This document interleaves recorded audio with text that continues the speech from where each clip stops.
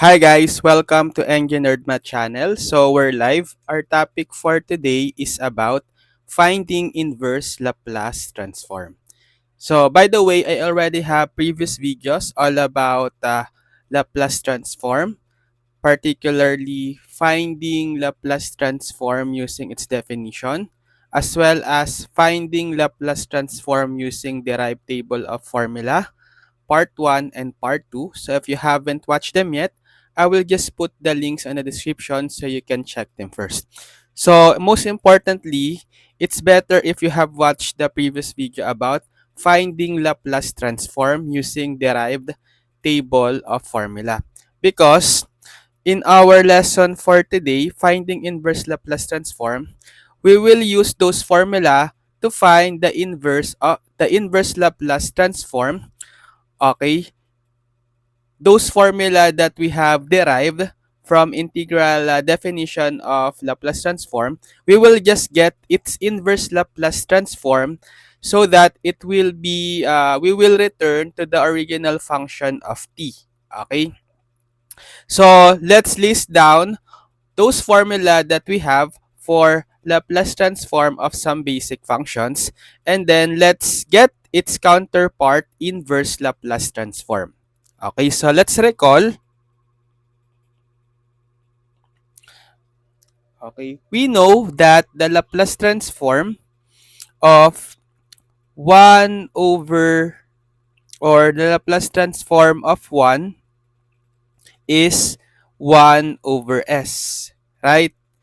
So, because we're trying to get its inverse Laplace transform, so this is the Laplace transform which is a function of s, let's say capital F of s.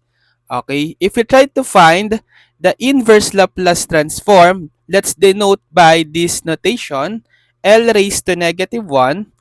If we try to find the Laplace transform of 1 over s, okay, therefore we should go back to the original function, which is a function of t, 1.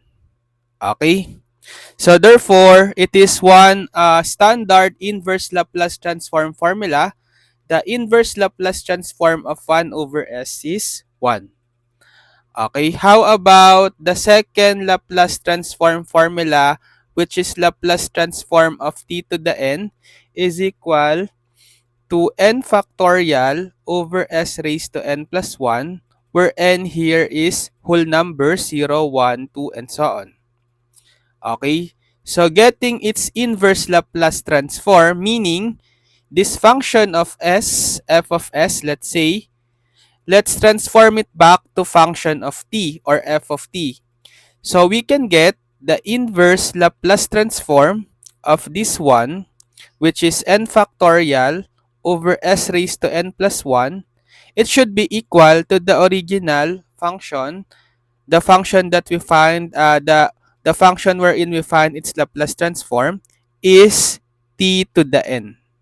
Okay, so another standard inverse Laplace transform formula, the inverse Laplace transform of n factorial over s raised to n plus 1 is equal to t to the n. Next, the Laplace transform of e to the at, we know that this is equal to 1 over s minus a, right? Therefore, if we get the inverse Laplace transform of 1 over s minus a, we should go back to the original function, which is e raised to at. Okay, so another standard inverse Laplace transform formula. You should memorize this, okay? Next, number 4, the Laplace transform of sine at. Okay, we know the Laplace transform of sine at is a over s squared plus a squared. Therefore, getting its inverse Laplace transform, the inverse Laplace transform of a over s squared plus a squared is equal to sine 80. Okay. Next, the Laplace transform of cosine 80, we know it's equal to s over s squared plus a squared. Therefore, the inverse Laplace transform of s over s squared plus a squared is equal to cosine 80. Okay, next. 6. Laplace transform of hyperbolic sine or sinh 80. So we know that's equal to a over s squared minus a squared.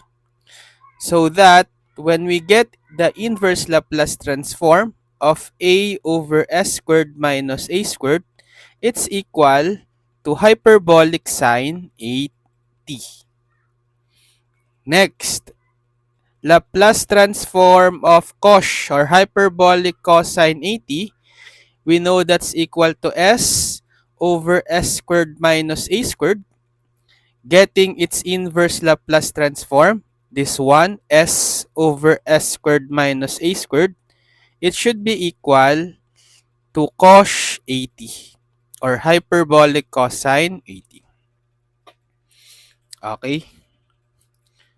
Also, the Laplace transform of t to the alpha is equal to the gamma of alpha plus 1 gamma function of alpha plus 1 over s raised to alpha plus 1. But take note that alpha here should be greater than negative 1. So the difference in formula 2 is that n here should be whole numbers only.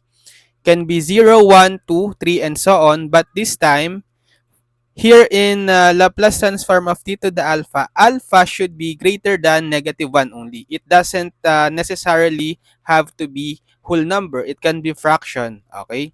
All real numbers greater than negative 1. So therefore, if we get the inverse Laplace transform of this gamma of alpha plus 1 over s raised to alpha plus 1, we should go back to the original function, t raised to alpha. Okay? So you should memorize this basic inverse Laplace transform formula. Okay? You can screenshot if you want, or you can just write in your notes. Okay? And then, linearity also applies in inverse Laplace transform. Okay? Laplace transform has linearity property, right? That's why the inverse Laplace transform has also linearity property. Okay? Meaning, if you have the inverse Laplace transform of C1 f sub 1 of s plus C2 f sub 2 of s plus dot dot dot until C sub n f sub n of s, you can just distribute this Laplace operator to every term and get the individual inverse Laplace transform of every term, right? Okay, so you can just put these constants in front of the inverse Laplace operator. So you'll have C1 inverse Laplace transform of f sub 1 of s plus C2 inverse Laplace transform of f sub 2 of s plus dot dot dot until C sub n times inverse Laplace transform of f sub n of s. Okay? So we can apply the linearity property also in inverse Laplace transform. Okay, so to illustrate how to find the inverse Laplace transform of function of f of s, let's solve some examples. So find the inverse Laplace transform of the following. So I will give you here function of s, right? Because once you get the Laplace transform of f of t, it will become function of s. And the goal is to return that function of s into f of t applying inverse Laplace transform. Okay, so find the inverse Laplace transform of the following f of s. So number 1, okay,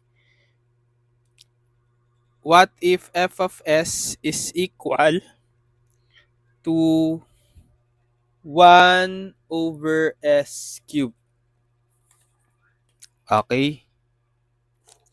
Okay. I would just like to have a note here. So, note that in evaluating inverse transforms, it often happens that a function of s under consideration does not match exactly the form of a Laplace transform f of s. Okay, given here in the table or list of inverse Laplace transform formula. So if that's the case, it may be necessary to fix up, okay, the function of s by multiplying and dividing by an appropriate constant. Okay? So, we will apply that here in problem 1. Okay?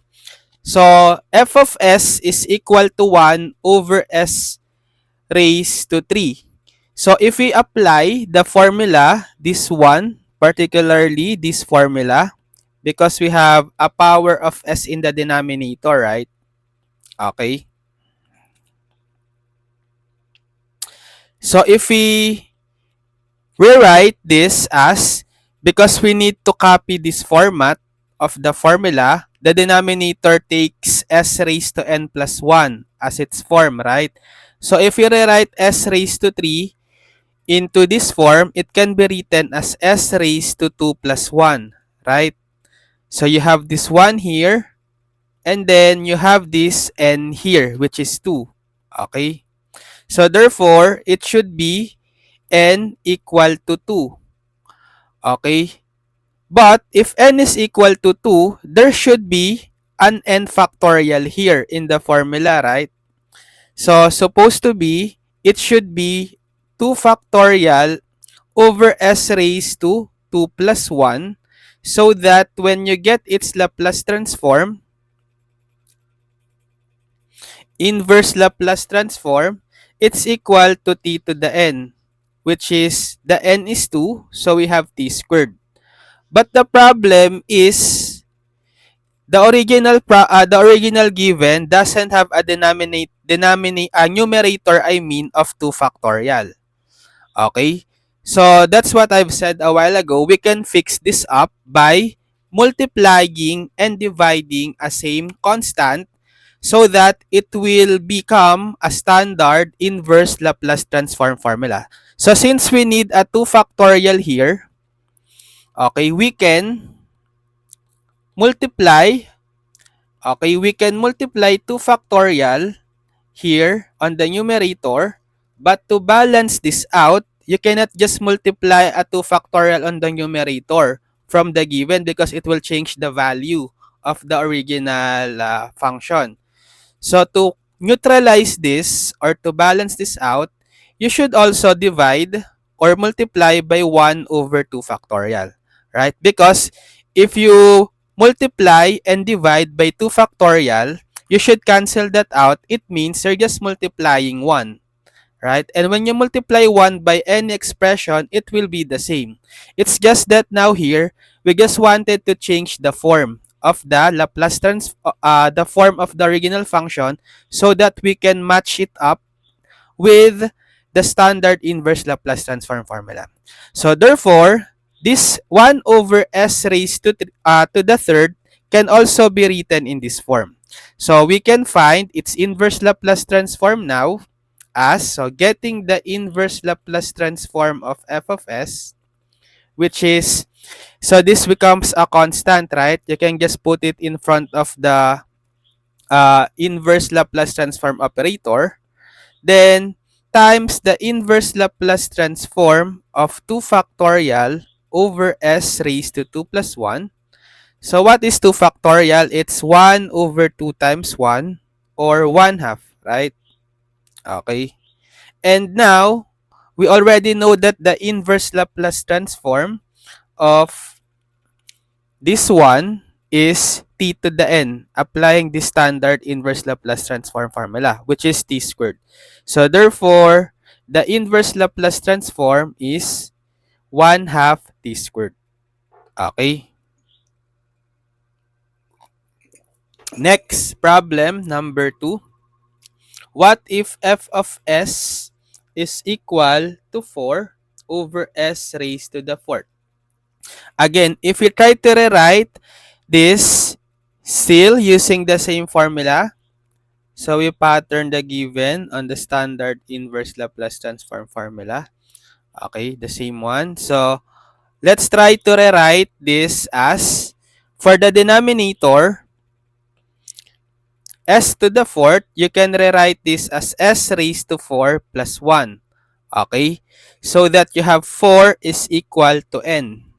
Okay? Therefore, n is equal to 4. So, the standard formula is, it should be 4 factorial over s raised to 4 plus 1. Okay, so that its inverse Laplace transform should be t to the n, wherein n is 4, so that it should be t to the 4. Okay, but the original given, what we have is just 4. We need 4 factorial. Okay, so actually this 4, you can just put it in front of the integral. Okay, and then just let the original numerator be equal to 1. Okay? So, when you do that, if you apply the neutralizing factor so that this original given will take this form, what can we do? We multiply.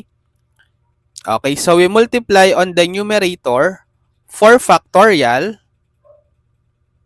but we should also divide or multiply at the same time by 1 over 4 factorial. Okay? Just like what we did on the previous problem.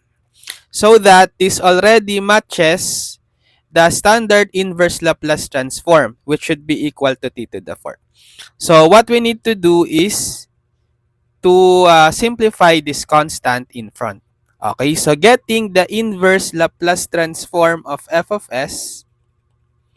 Okay, so this constant in front will be 4 times 1 over, if you expand 4 factorial, it's 4 times 3 times 2 times 1. Then get the inverse Laplace transform of the main function 4 factorial s raised to 4 plus 1. So you can cancel out this 4 here. We are left with 1 over 3 times 2 times 1, or 6. And then we already know that the inverse Laplace transform of this is t to the fourth. Sorry. It's... no. It should be 3, not 4. What am I thinking? Correction. Okay. So, because it's s to the fourth, it should be only s raised to 3 plus 1, right? Okay. My bad. So that n is equal to 3. Okay.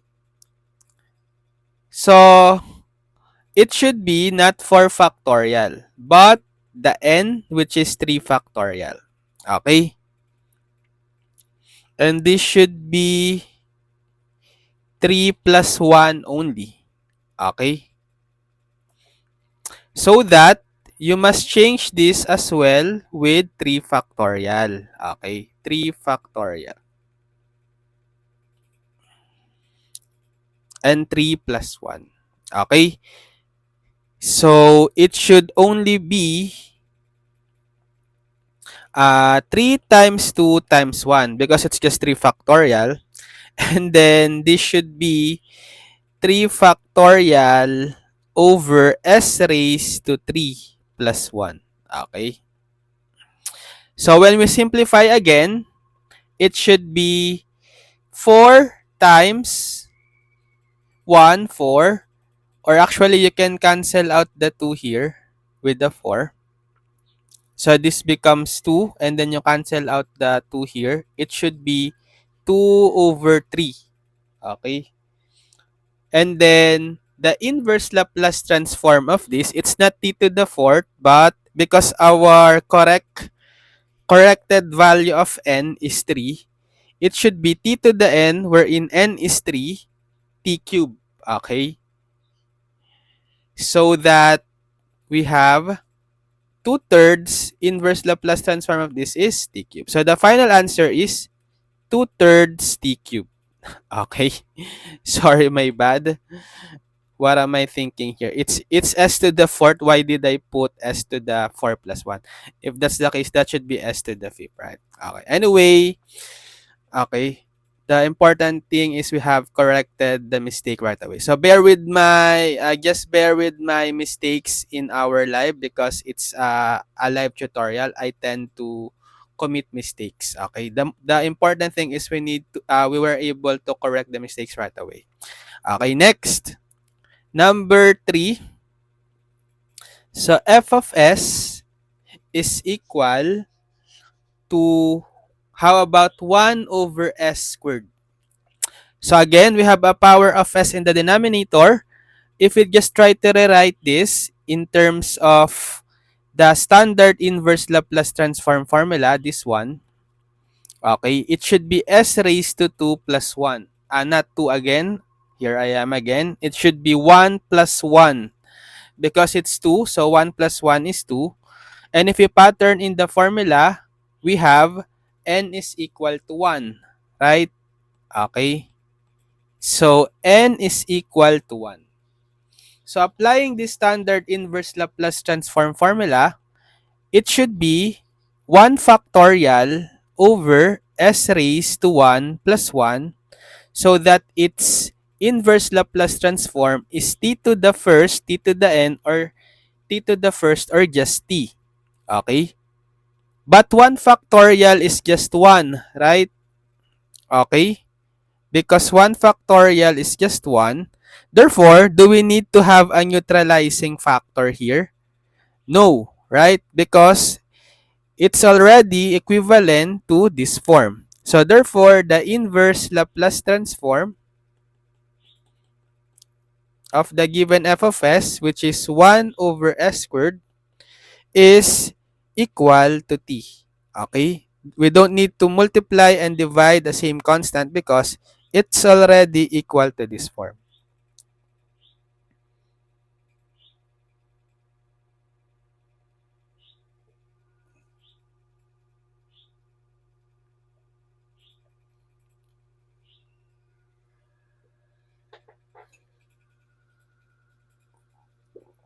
Okay, next, number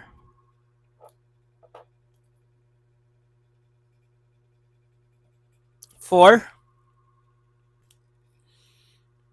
What if f of s, okay, is equal,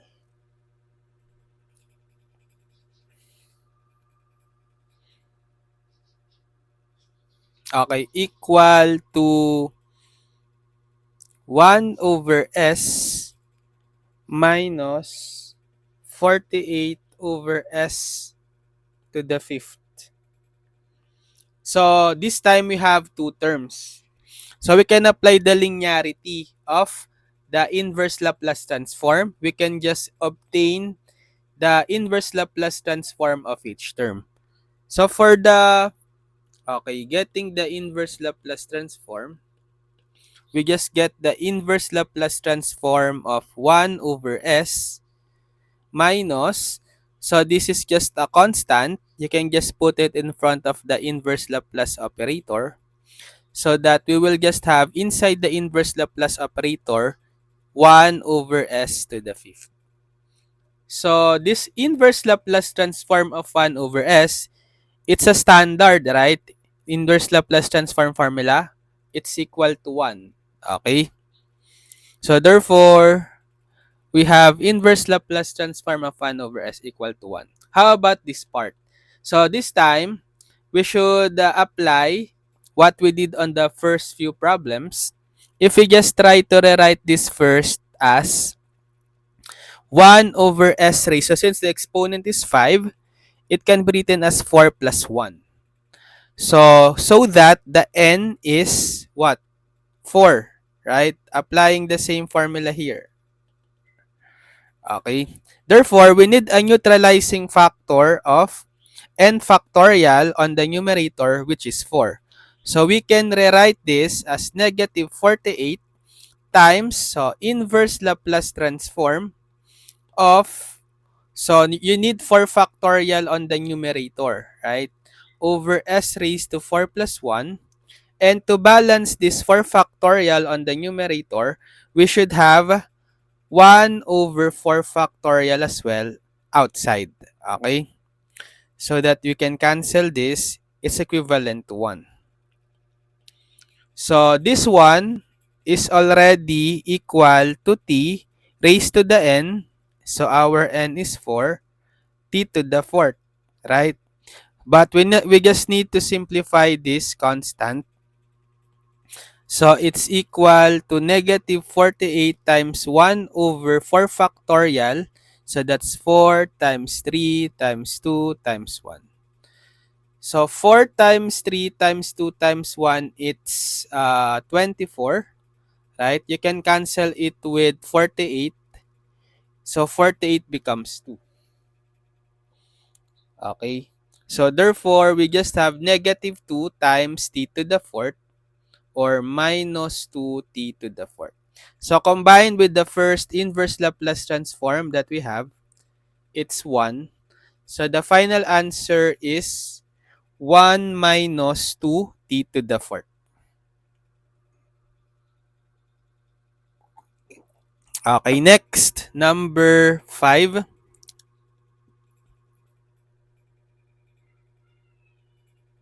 Okay, what if f of s is equal to 2 over s minus 1 over s cubed quantity squared, or quantity 1 over s cubed, tama, quantity squared.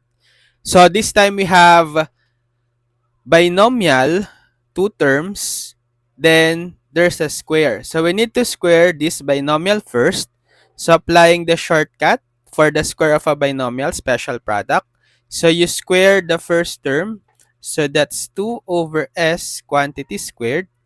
Then plus 2 times the product of the first and the second term.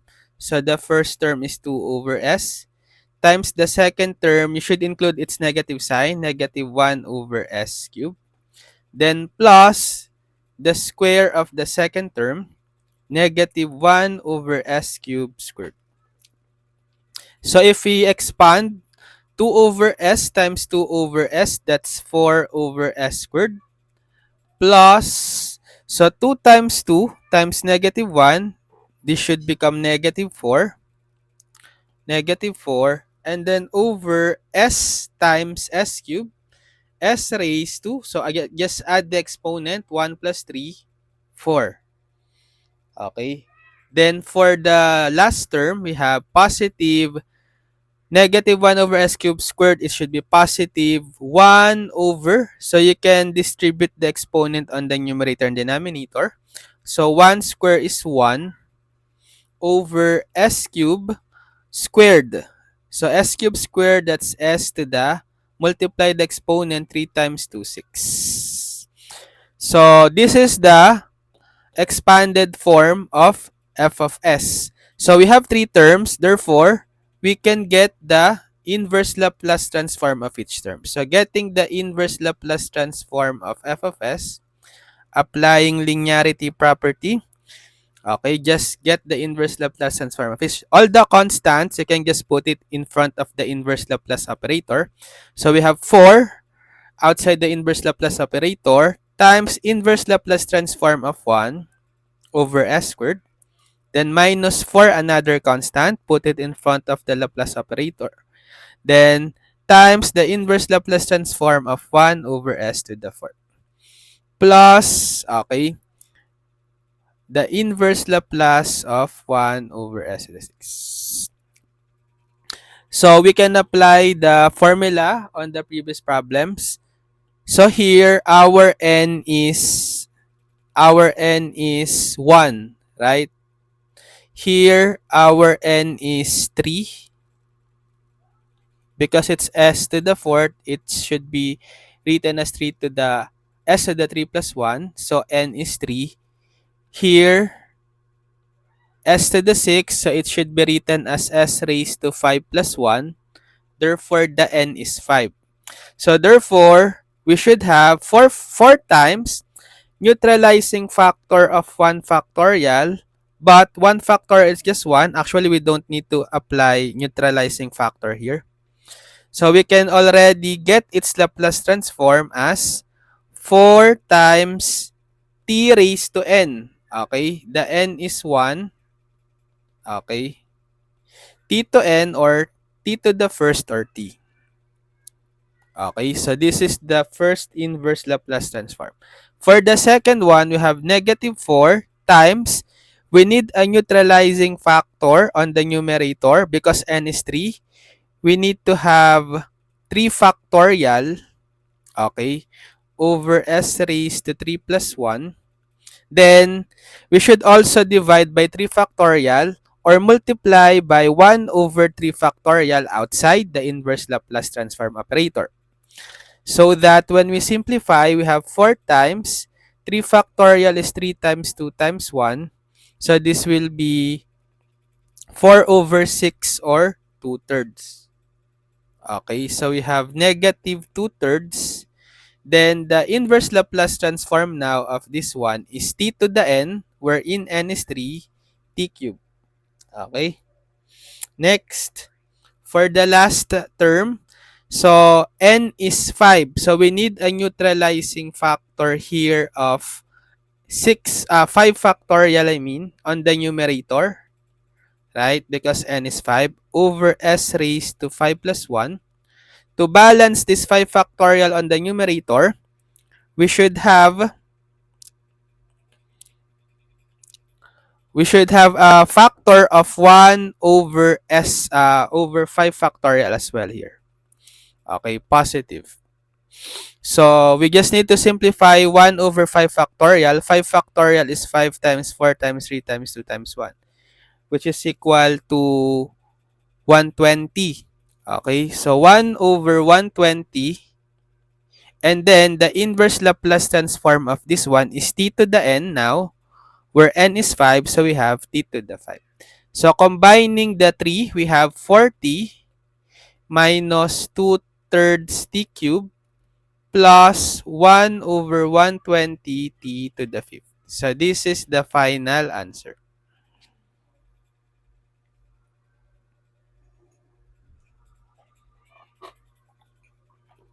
Okay, next, number 6. What if f of s is equal to s plus 1 cubed over s to the 4th? Okay, so we can expand first because we have a cube of a binomial s plus 1. Applying the special product for the cube of a binomial, so x plus y quantity to the third is equal to x cubed plus 3x squared y plus 3xy squared plus y cubed, right? So therefore, expanding this, okay, we have x is s and then y is 1, right? So cube the first term, which is s, plus 3 times the square of the first term, x, which is s again. So we have s squared times y, the second term, which is 1, plus 3 times x, the first term, which is s, times y squared, the second term, y, which is 1, then squared, plus the cube of the second term, y, which is 1, 1 cube. Then all over s to the 4th. So simplifying the numerator further, you have s cubed plus 3s squared times 1, 3s squared, plus 3s times 1 squared, still 3s, plus 1 cube, 1 over s to the 4th. And then next, we can distribute this s to the 4th in the denominator. We can divide each term on the numerator by s to the 4th. So you have s cubed over s to the 4th plus 3s squared over s to the 4th plus 3s over s to the 4th plus 1 over s to the fourth. So simplifying further, cancel this s cubed. This will become 1 over s to the first, plus cancel this s squared. S to the fourth becomes s squared. So we have 3 over s squared, plus cancel this s to the fourth becomes s cubed. We have 3 over s cubed plus 1 over s to the fourth. And then we get the inverse Laplace transform of each. Okay, of each term. So getting the inverse Laplace transform of f of s. So the inverse Laplace transform of 1 over s plus 3 times the inverse Laplace transform of 1 over s squared plus 3 times the inverse Laplace transform of 1 over s cubed. So all the constant we just put in front of the inverse Laplace operator plus the inverse Laplace transform of 1 over s to the fourth. So we already know that the inverse Laplace transform of 1 over s is what? 1, right? So it's equal to 1, the first inverse Laplace transform. Next, so the next inverse Laplace transform, we already know this, right? It doesn't need a neutralizing factor. It's already equal to t. Okay? So, plus 3 times t. Okay? Based on the previous problem. Okay? This one. How about the third inverse Laplace transform? It's 1 over s to the third. So, it's equal to 1 over s to the 2 plus 1. Right? Therefore, our n is 2. So we need a neutralizing factor here on the numerator, which is n factorial or 2 factorial. So it can be equal to the inverse Laplace transform of 2 factorial over s raised to 2 plus 1. So outside, we have 3. And then the neutralizing factor for 2 factorial is 1 over 2 factorial, right? So we need to multiply and divide by 2 factorial. So that the inverse Laplace transform of this is t to the n or t squared. Okay, you just need to simplify this coefficient, which is 3 times 1 over 2 factorial is 2 times 1 or 2. So we have 3 over 2 or 3 halves. 3 halves t squared. Okay, next for this one, let's move it here. For this one, so the n here is 3. So we have s to the fourth can be written also as 3 to the s to the 3 plus 1, right? Therefore, we need, so n is 3, we need n factorial on the numerator. So we have 3 factorial over s raised to 3 plus 1.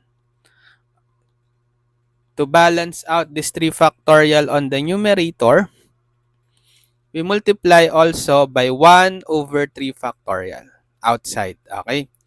So that we have the inverse Laplace transform of this is t to the n, where n is 3. So you have t cubed. Then simplifying 1 over 3 factorial, you have 1 over 3 times 2 times 1 or 6. 1, 6. So we have 1, 6 t cubed. So combining all the terms, we have 1 plus 3t plus 3 halves t squared, then plus 1, 6 t cubed. So this is the final answer.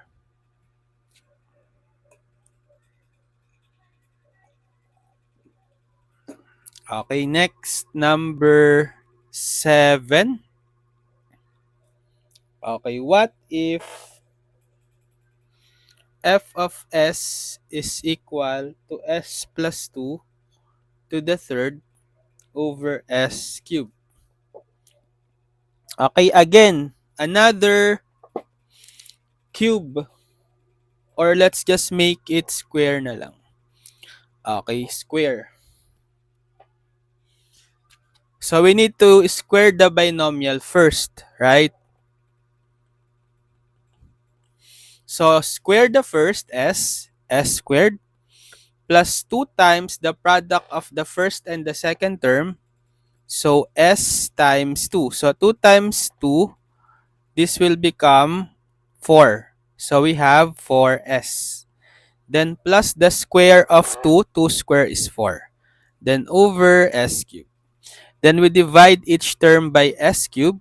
So we will have s squared over s cubed plus 4s over s cubed plus 4 over s cubed. Then we simplify, cancel out this s squared, s cubed becomes s to the first. So we have 1 over s plus 4, cancel out this s cubed becomes s squared. So we have 4 over s squared plus 4 over s cubed. Okay. Now, we get the inverse Laplace transform of each term.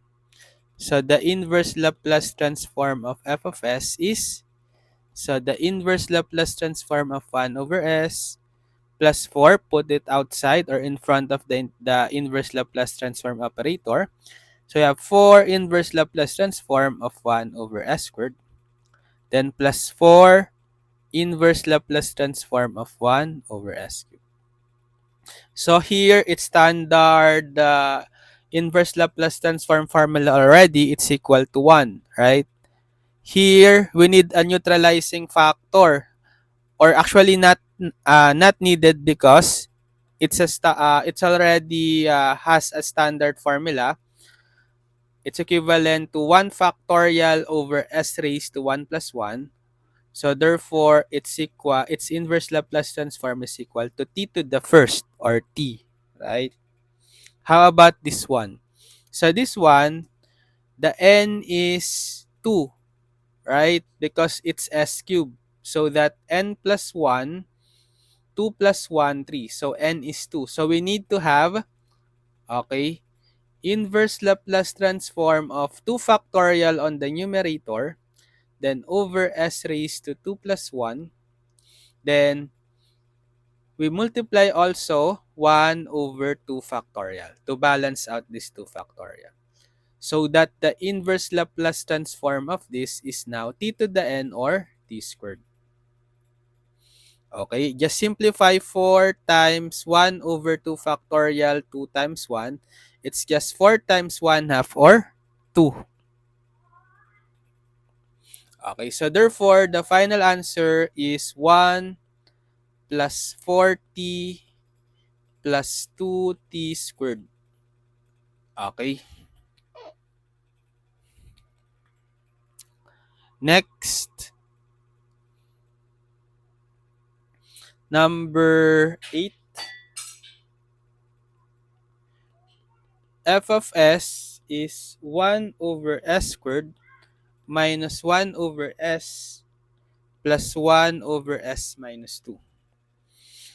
So we have 3 terms. So getting the inverse Laplace transform of f of s, just get the inverse Laplace transform of each. So inverse Laplace transform of 1 over s squared minus inverse Laplace transform of 1 over s plus inverse Laplace transform of 1 over s minus 2. So this one, it's already equal to, we already know this one. It's t, right? Minus, this one is equal to 1. Okay? How about the third one? So this time, let's apply another formula, the one that we listed above here. This one. So we know that the inverse Laplace transform of 1 over s minus a is e to the at. Okay, e to the at. So if we pattern our given, this a is equivalent to 2, right? So here, a is equal to 2. Therefore, its inverse Laplace transform is e to the at, right? Because it takes this form 1 over s minus a, 1 over 1 over s minus 2, and in the standard inverse Laplace transform formula, it's 1 over s minus a. So just get the value of a, it's equal to 2, and then plug in that value of a in the formula, e to the 80. So since a is 2, we have e to the 2, okay, e to the 2t. So we're done. So this is the final answer. T minus 1 plus e to the 2t. Okay. Next, number 9. What if f of s is 4 over s plus 6 over s to the 5th minus 1 over s plus 8? Okay, so getting the inverse Laplace transform of f of s. So we have 4 inverse Laplace transform of 1 over s plus 6 inverse Laplace transform of 1 over s to the 5th minus inverse Laplace transform of 1 over s plus 8. So for the first one, 4 times inverse Laplace transform of 1 over s is just 1, right? Plus 6 times, so inverse Laplace transform of 1 to the s to the 5th, 1 over s to the 5th. So it can be written as s raised to 4 plus 1, so that our n is 4. So we need to have 4 factorial on the numerator. So n factorial, so n is 4. So we have 4 factorial over s raised to 4 plus 1.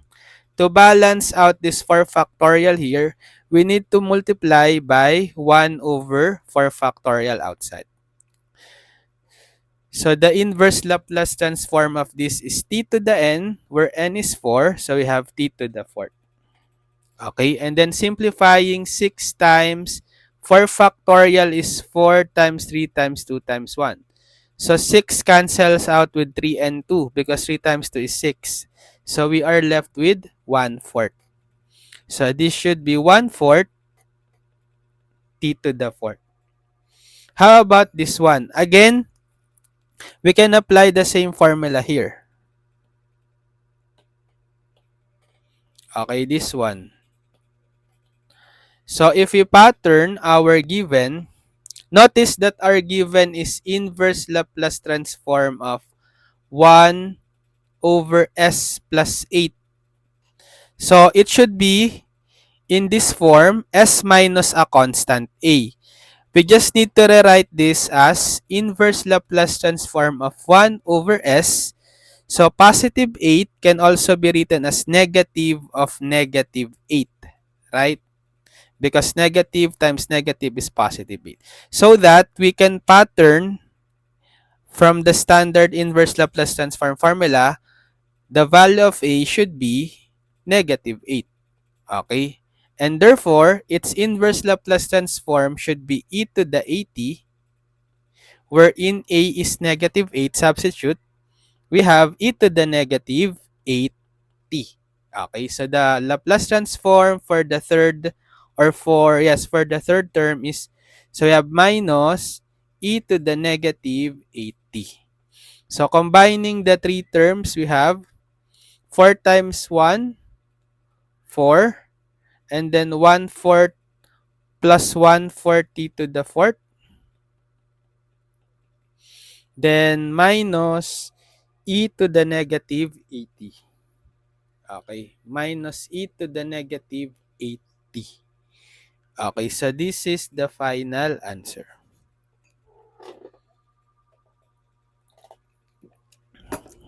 Okay, next, number 10. What if f of s is equal to 1 over 4s plus 1? Okay, we can still have the same formula, which is inverse Laplace transform of 1 over s minus a is e to the 80. But it's quite different from the previous problems because there's a coefficient of 4 in the s this time. But we can get rid of this coefficient of 4 because the goal is to make the coefficient of s becomes or become s become 1 only, or it becomes s only, right? Okay, meaning its coefficient is just 1. So to get rid of this coefficient of 4 here, we can factor out that 4. So factoring out that 4, we have 4 times quantity s plus 1/4, right? If you distribute again, multiply each term by 4, you will go back to this 4s plus 1 because 4 times s is 4s plus 4 times 1/4 is 1. Okay, notice that this factored out 4 in the denominator can also be equal to a constant of 1/4 times 1 over s plus 1/4. It's the same. So we can just put this 1/4 outside the inverse Laplace transform operator because this is just a constant and get the inverse, okay, get the inverse Laplace transform of 1 over s plus 1/4. So we can now pattern, okay, in the standard inverse Laplace transform formula. But we can just rewrite again, just like on the previous problem, since it's positive 1/4, it can be written as negative of negative 1/4. Because negative of negative 1/4 is positive 1/4. So that the value of a here is negative 1/4. Okay, so a is negative 1/4. And therefore, its inverse Laplace transform is 1/4 e to the 80. Again. Then substitute the a, which is negative 1/4. So the final answer is e to the negative 1/4 t. Okay, so this is the inverse Laplace transform. Okay. Next, number 10, 11. What if f of s is equal to 1 over 5s minus 2? So, it's just the same on the previous problem. We have a coefficient of 5 in the s. Let's factor that out first. So, we will have 1 over 5 times quantity s minus 2/5, right? Okay. Then, we try to write it as 1/5 times 1 over s minus 2/5.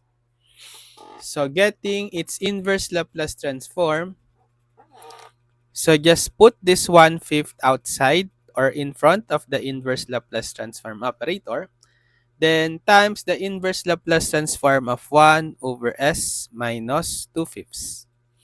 Okay, so this is the inverse Laplace transform of f of s. So therefore, the value of a here is 2/5. Okay, on the standard inverse Laplace transform formula again. So that its inverse Laplace transform is 1/5 e to the 80, but a is 2/5. Substitute, we have 1/5 e to the 2/5 t. Okay, so this is the final answer. Okay, next, 12. What if f of s is equal to 10s over s squared plus 16? Okay. So, this time, we should have another formula. So, what if we have s and s squared plus 16 on the denominator?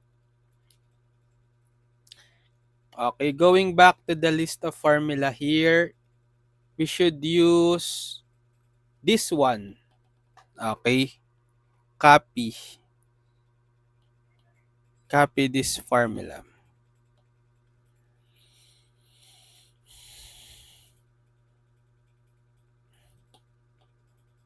So we just need to pattern the given from this standard inverse Laplace transform formula. So we have S here, good. So we have S squared here, good. And we have A squared form here in the constant. So if you try to rewrite 16 in A squared form, meaning exponential expression with constant base e raised to the second, since 16 is a perfect square, it can be written as 4 squared, right? Okay. So that a should be equal to 4, right?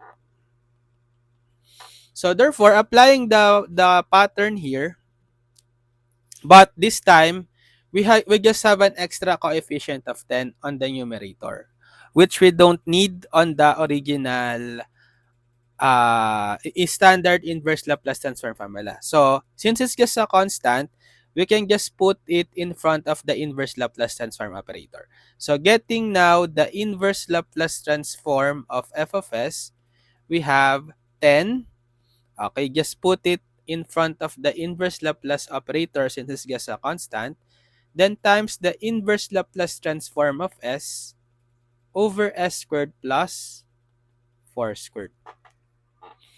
So since we have this pattern or format for the given inverse Laplace transform, it should be equal to cosine 80. But we already identified that the value of a is 4. Therefore, we should have 10 times cosine 80, but a is 4. Substitute here. It should be cosine of 40. So the final answer is 10 cosine of 40. Okay. Next. 13, what if f of s is, okay, 5 over s squared plus 49. Okay, so this time we should have another formula again. So going back on the list of formula, we should use this time this one. Okay, let's copy.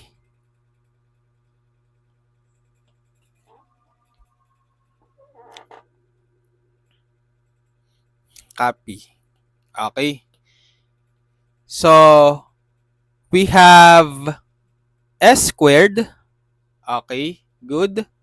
We have a squared term. Again, let's try to transform this 49 into exponential form of a squared, where a is constant, then raised to the second power. So since 49 is a perfect square, we can write this as 7 square, right? Okay. So now, there's another constant a above, same as this, because our a is 7 now, right? There should be a 7 constant on the numerator as well, so that we can have its standard inverse Laplace transform of sine 80. So we can adjust, okay? We can have a neutralizing factor of, so getting the inverse Laplace transform of f of s, which is, so this 5 is just a constant. We just put it in front of the of the inverse Laplace transform operator. So 5 times inverse Laplace transform of, so this will become 1. 1 over s squared plus 7 squared. But we cannot have this standard inverse Laplace transform formula yet because we're lacking a on the numerator. The value of a is 7, right? But we can have neutralizing factor, just like on the inverse Laplace transform of n factorial over s raised to n plus 1 equal to t to the n, right? We can also do the same. So we can multiply the numerator by 7, then to balance out this 7, okay, we can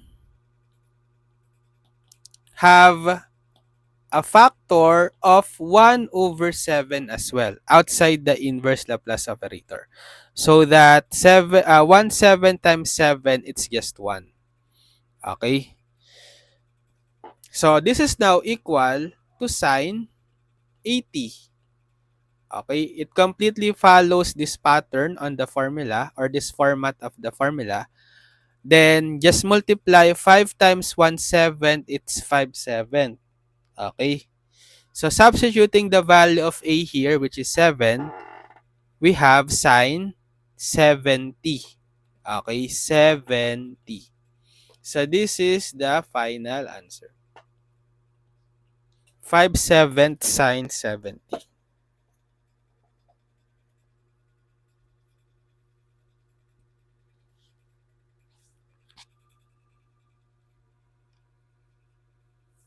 Okay, next. Number 14. What if f of s is 4s over 4s squared plus 1? So what do you notice? There is an s on the numerator. Therefore, possible that we can have the formula for inverse Laplace transform of s over s squared plus a squared equal to cosine 80, right? Okay. So we have an s. We have an s squared here. It's just that it has a coefficient of 4, not 1. So we can adjust first. And we have a constant 1, a squared. So if you write 1 in terms of exponential form a squared, it can be written as 1 squared, right? But let's not have the value of a first because we still need to adjust the coefficient of s squared. So we don't want a coefficient here other than 1, right? It should be 1 only. But there's a coefficient of 4. We can factor out this 4 first.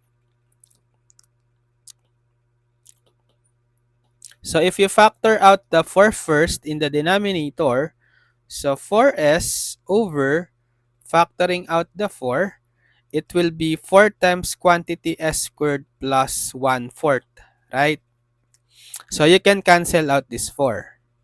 So we will have s over s squared plus 1/4. So now, if we try to pattern, okay, again, so we have s squared, and we have a squared. So we can now adjust or rewrite 1/4 in a squared form. So since 1/4 is a perfect square, we can write it as 1/2 quantity squared, right? Because 1/2 quantity squared is 1/4.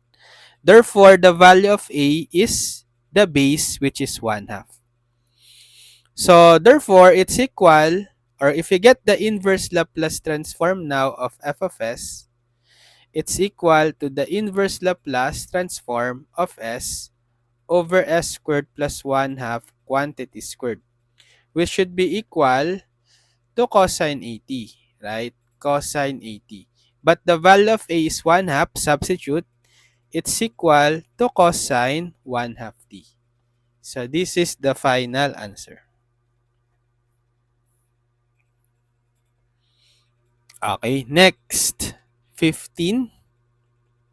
What if f of s is equal to 1 over 4s squared plus 1? So there's no s here on the numerator.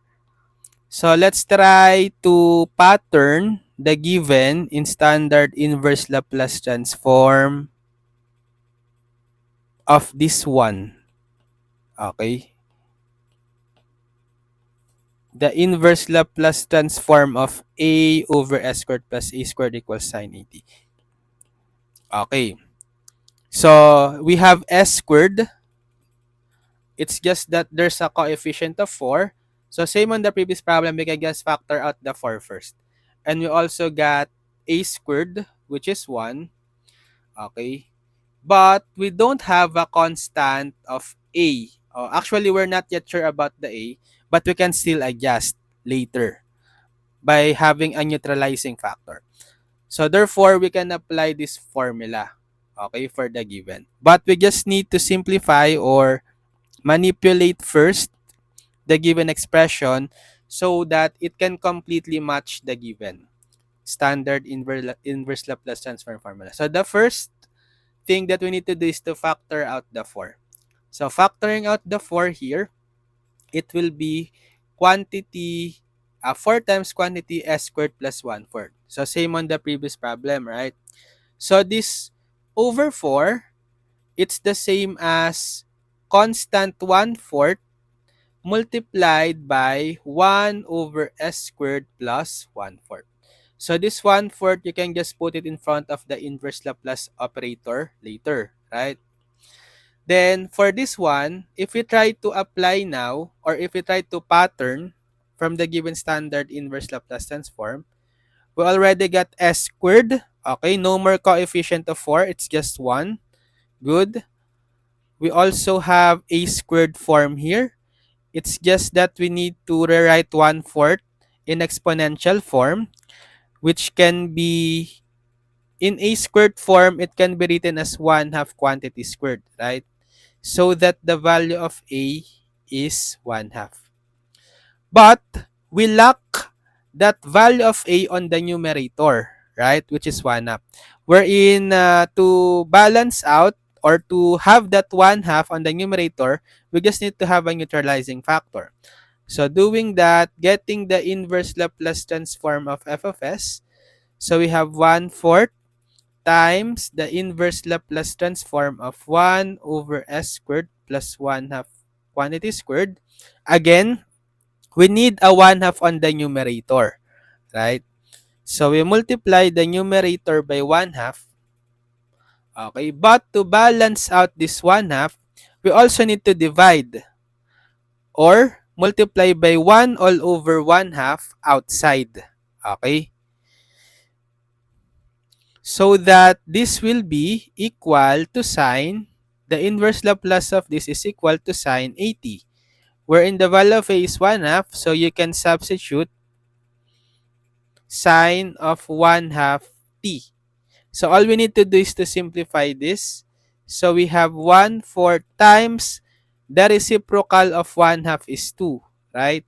Because it's 1 all over 1/2. You're getting the reciprocal of 1/2. So simplifying 1/4 times 2, this will be 1/2.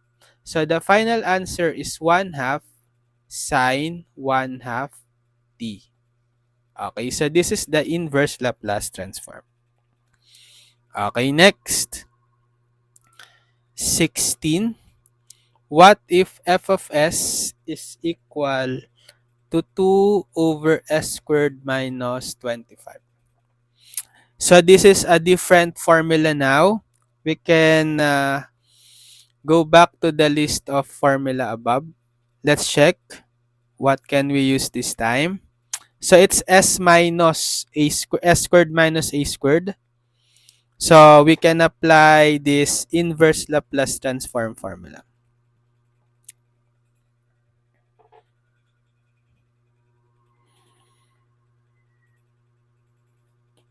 Okay. So we have s squared. Good. We have a squared. Okay. But we don't have a above. But let's identify first whether we have a correct a already above, because we have two here, right?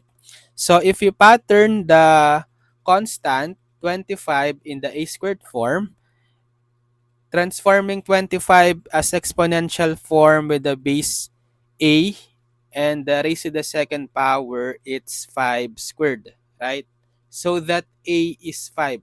So it doesn't match the numerator 2. It should be 5.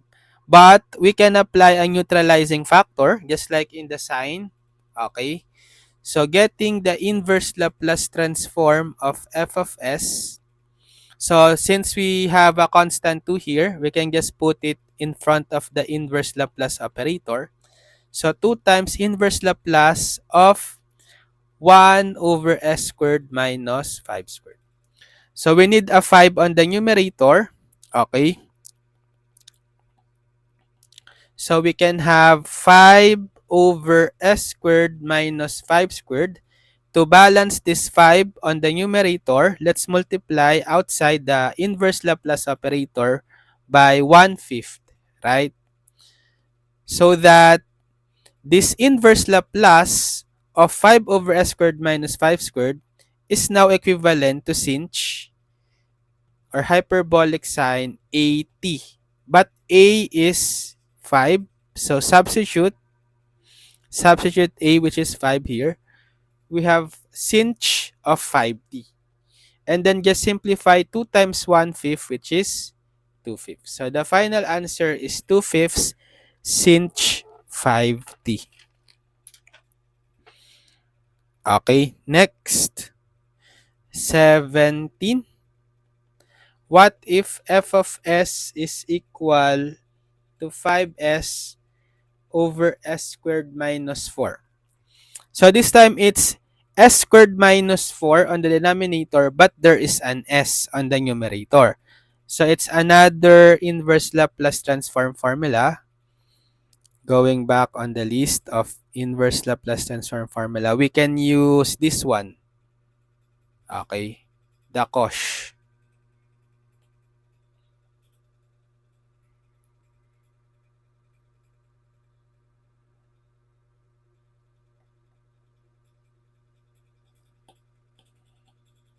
Okay, because we have s, okay, on the numerator.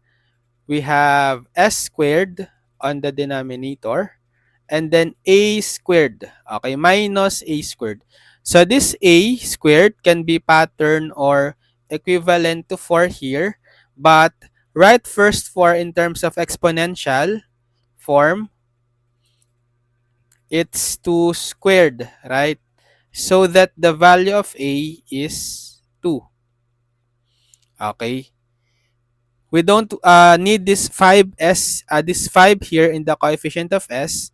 You can just put in front of the inverse Laplace operator. So therefore, the inverse Laplace transform of f of s is, so this 5 constant, just put in front of the inverse Laplace operator, then times the inverse Laplace transform of s over s squared minus 2 squared. Okay? So that we have 5 times. So the inverse Laplace transform of this one is now cosh AT. But A is equal to 2. You can substitute that value of A. We have cosh 2t. So this is the inverse Laplace transform. 5 cosh 2t.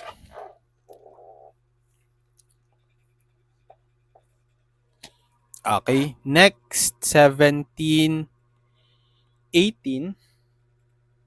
What if f of s is equal to 1 over s raised to 1/2?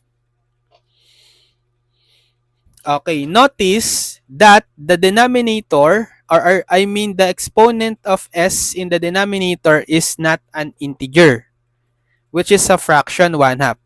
So I think we need a new formula here, which is using the gamma function. The one that uses gamma function. This one. Okay. Let's copy. Because the power of s is not an integer anymore or a whole number. It's actually 1/2 a fraction. So if we try to apply this standard formula here, the inverse Laplace transform of gamma of alpha plus 1 over s raised to alpha plus 1, it can be written also as 1 over, so since s here in the formula is raised to alpha plus 1, let's try to transform 1/2 as sum of alpha plus 1. So if you have plus 1 here, what should you add to 1 to make 1/2 or to be equal to 1/2? It's negative 1/2, right?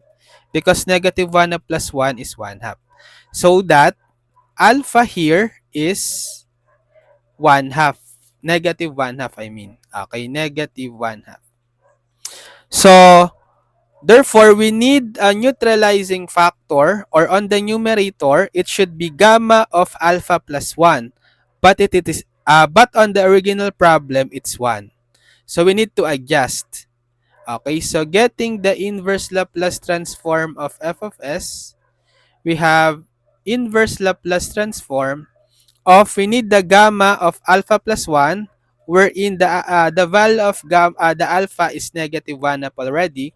So gamma of negative 1 up plus 1, then over s raised to negative 1 up plus 1, right? So this is equal to gamma of negative 1 up plus 1 is 1 half over s raised to negative 1 half plus 1. Okay? But we can balance out this gamma of 1 half on the numerator by multiplying outside by 1 over gamma times 1 half, right? So that this value of inverse Laplace transform is t raised to alpha, but the alpha is negative 1 half, right? So therefore, it should be t raised to negative 1 half. Okay? And then, obtaining the value of 1 over gamma of 1 half, we already know it's a property on my previous video, finding Laplace transform. I already included this on that discussion, some properties of gamma function. So, gamma of 1 half is square root of pi. Okay, so square root of pi. Or if you try to convert this into into positive exponent, because t has a negative exponent of 1 half, it will go back, the t will go down the denominator. So we'll have square root of pi, 1 over square root of pi times t to the positive 1 half. Or 1 over square root of pi square root of t. Or you can just combine pi and t in a single square root. So you have 1 over square root of pi t. Okay, so this can be the answers. Okay, next, number 19. Okay, what if, okay, f of s is 2, let's say 2s raised to 5 halves. Okay, again, the power of s is not whole number, it's fraction 5 halves. So probably we can apply the same formula, this one. Okay. The inverse Laplace of gamma of alpha plus 1 over s raised to alpha plus 1 is t raised to alpha. But let's try to rewrite first the power of s in the denominator into s raised to alpha plus 1. So 2 over s raised to, so 5 halves can also be written as plus 1. And what can you add to 1 to obtain 5 halves? 3 halves, right? Because 5 halves is 2.5. 3 halves is 1.5 plus 1, 2.5. Okay? Therefore, if you pattern in the given inverse Laplace transform formula, the value of alpha is 3 halves. Okay? So, to get the inverse Laplace transform of the given, so this 2 is just a constant. You can just put it in front of the inverse Laplace operator. So you have inverse Laplace transform of 1 over s raised to 3 halves plus 1. But on the standard inverse Laplace transform formula, we need the gamma of alpha plus 1 on the numerator. So we can have that on the numerator. So inverse Laplace transform of gamma of alpha, we already know the alpha is 3 halves, plus 1 all over s raised to 3 halves plus 1. But we should balance out this gamma of 3 halves plus 1 on the numerator. Let's have it outside by multiplying, or let's balance this out outside the inverse Laplace transform operator by multiplying by 1 over that same gamma of 3 halves plus 1. Okay? Or if we try to simplify this, it's 2 times 1 over gamma of, so 3 halves plus 1 is 5 halves. Then inverse Laplace transform of, so this will now be equal to what? T raised, okay, T raised to alpha, right? Because we already have completely copied this form of the inverse Laplace transform formula. So it's equal to T raised to alpha, but our alpha is 3 halves. So we have T raised to 3 halves. Okay, so the only problem is to evaluate gamma of 5 halves. So gamma of 5 halves is equal to what? So we can apply the formula. Okay, what's the formula?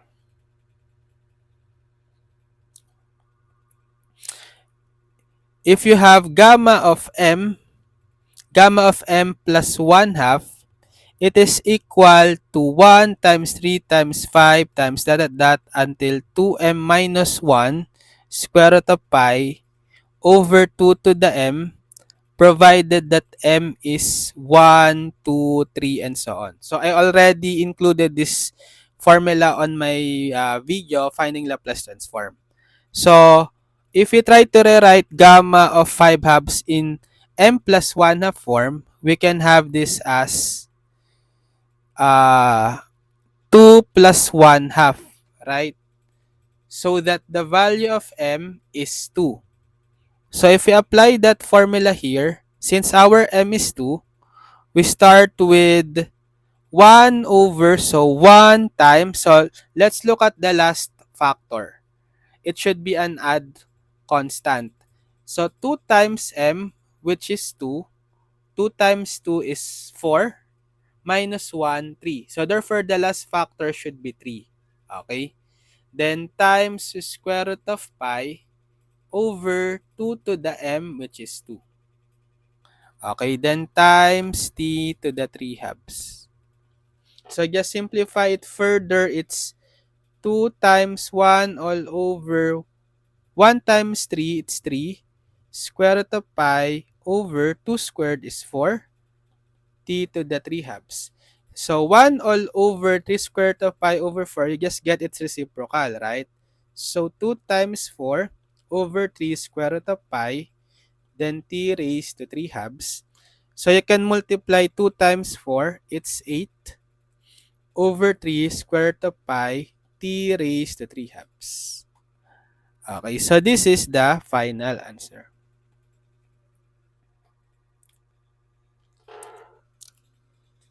Okay, next. So let's have 20th problem. Okay, what if f of s is s plus 1 over s squared plus 2?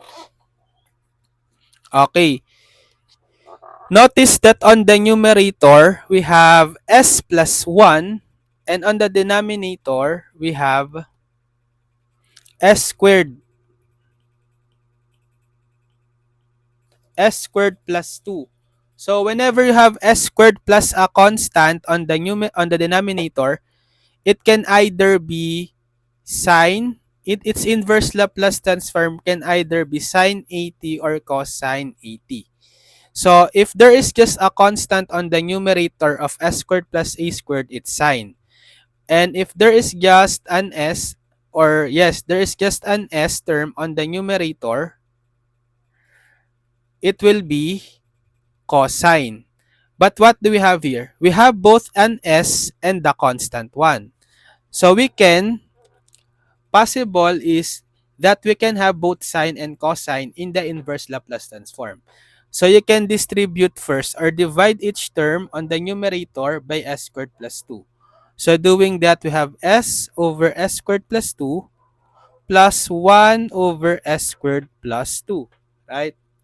So if we try to rewrite these two in terms of a squared form, we can have that as s over s squared plus the square root of 2 squared. So this will be the a in the formula. Okay, in the formula for the inverse Laplace transform, yielding to sine and cosine. I have already shown that on the previous problems, right? Plus also this one, 1 over s squared plus the square root of 2 squared. So getting the inverse Laplace transform of f of s, we now have two terms. So inverse Laplace transform of this one, s over s squared plus the square root of 2 squared plus inverse Laplace transform of 1 over s squared plus the square root of 2 squared.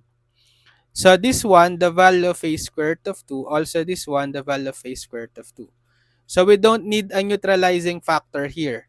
Okay, it's already equal to cosine 80. But a is square root of 2, so substitute it's cosine square root of 2t. Okay, for this one, we need a neutralizing factor of a on the numerator because in order for us to have the standard inverse Laplace transform of sine 80, there should be an a on the formula, right? So since the value of a is square root of 2, we can have square root of 2 on the numerator over s squared plus square root of 2 squared, but we should have a 1 over square root of 2 outside to balance this square root of 2 on the numerator. So that we will have the inverse Laplace transform of this now is sine 80. But a is square root of 2, so we have sine of square root of 2t. Then times 1 over square root of 2.